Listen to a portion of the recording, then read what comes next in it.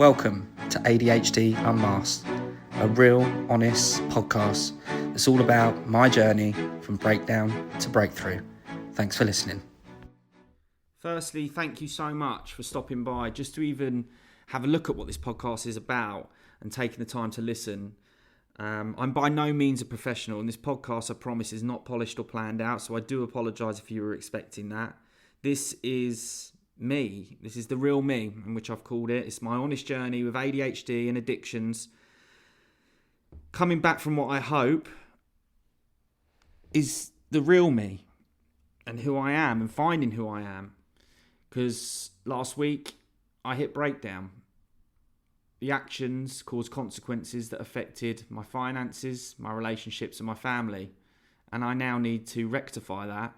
And I'm finding self-reflection helps. And I'm hoping you can join me on that journey.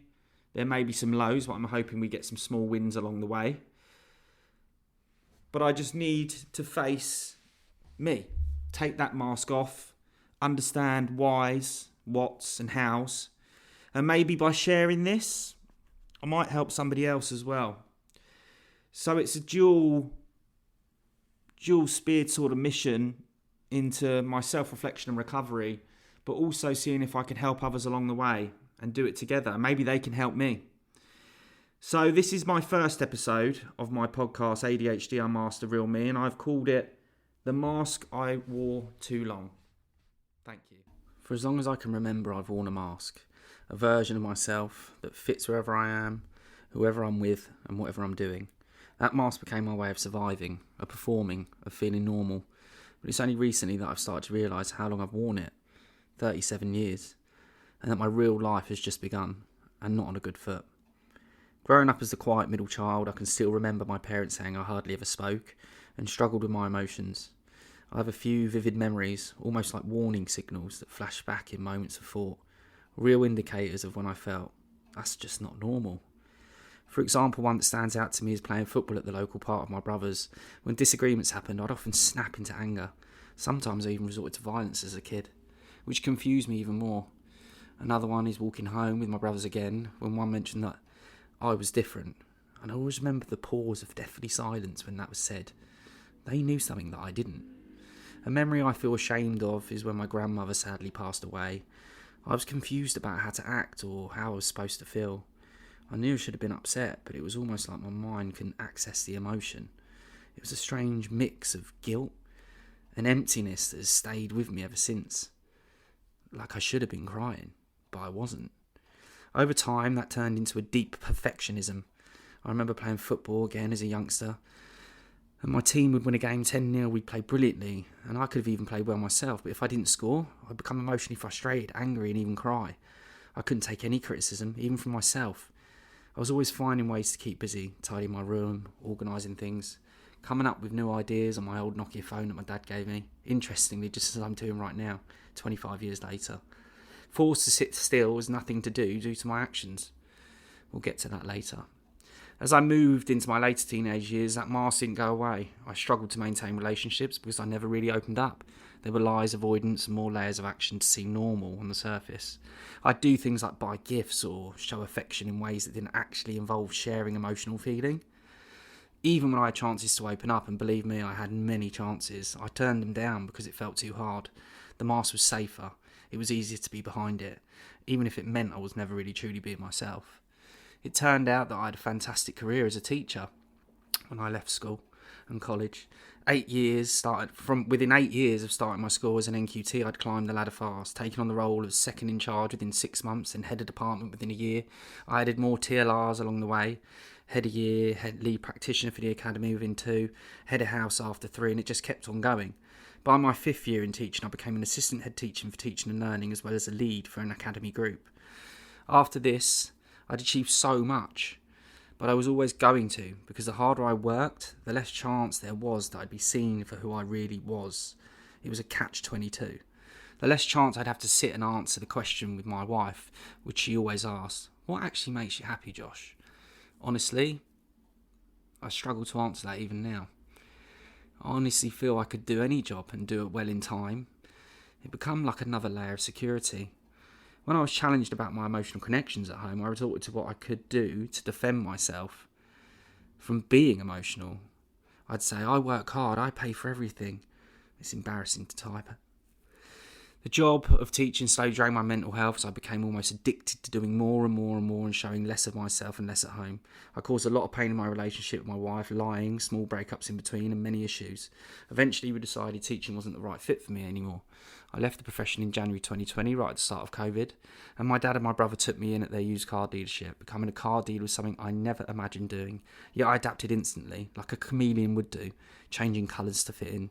Of course I did. That's what I've always done. Looking back, it was the perfect move for the way my brain works. As the opportunities to do different tasks grew, and my brain loves an idea seeing it through somewhat differently, it meant more work, which meant keeping others impressed, happy, and away from my little bubble.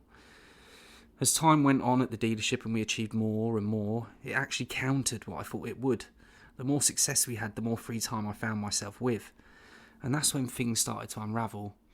I'd be at work, and most commonly in the afternoon, whilst others would sit and talk about anything, normal things while it got quiet. My brain had other ideas.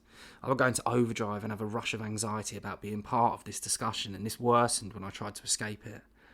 I became aware of myself being awkward, and aware that they were aware of me being awkward. 6:30 to 2 p.m. every day was safe. I was extremely busy during this time, but in the latter parts of the day, that's when it was uncomfortable. It almost became part of my daily living. I eventually got a formal diagnosis for my ADHD a couple of years ago, and I was placed on a shared care program with my GP and my diagnosee. I tried medication again and again, and for a couple of weeks at a time, but never truly accepted it. Instead, I started drinking as a way to cope. It dulled everything for a while, but of course, it only made things 100 times worse.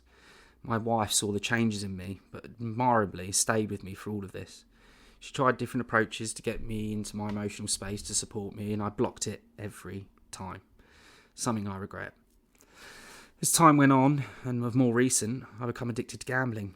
ADHD was in full flow by now, and I had lost all sense of control. My mind had lost its capacity to understand the consequences of impulse actions, and I'd completely lost myself at this point. Ironically, during this time, right from the start, I started hiding behind a physical hat. I wore this hat every day, like it was glued to my head. This was something people joked about, but looking back, I think actually no, I know. That was my physical security blanket. That was almost my mask. I was starting to lose the battle, so I chose the hat. Ashamedly, my addictions and my speed of decline worsened. I took from the people who cared for me in ways that were utterly unacceptable. I betrayed everyone who tried to put support in place for me, and in doing so, I destroyed their trust. I had broken my family's hearts and damaged relationships that may never fully recover. And now, I sit here, at the beginning of a long journey, to rebuild, to find out who I am without this mask, and to let others get to know the real me. Hindsight is a wonderful thing. The mask wasn't removed by my choosing, it was torn away by the consequences of my actions. Like always, I had to hit rock bottom to make a change. Right in this segment is the newest edition in one of those vivid memories I mentioned earlier that I'll replay in years to come. I now start my journey to recovery, learning slowly, attempting to rebuild, not only myself, but everything I broke along the way. It's now about being still, being honest, facing my actions, repairing relationships properly, and trying to be real. Hats are now banned. I need to make peace with the noise of my mind, reflect and be open and true to myself and those that unbelievably stand by my side still to this day. I'm learning that receiving and taking the support of the groups, professionals and family members around me is crucial. Proudness, and I can do it on my own, does not work. Clearly. Some of my closest people understandably need a little bit more time and may not want to engage with me again, which breaks my heart, but of course I understand. All I can do is keep moving forward one day at a time. Thank you for taking the time to listen to this. Is the first of which I hope is many podcast entries and blog entries of my journey towards recovery, of the mask coming off and building my true self. I've never done this before, so I'd appreciate any feedback. Thank you.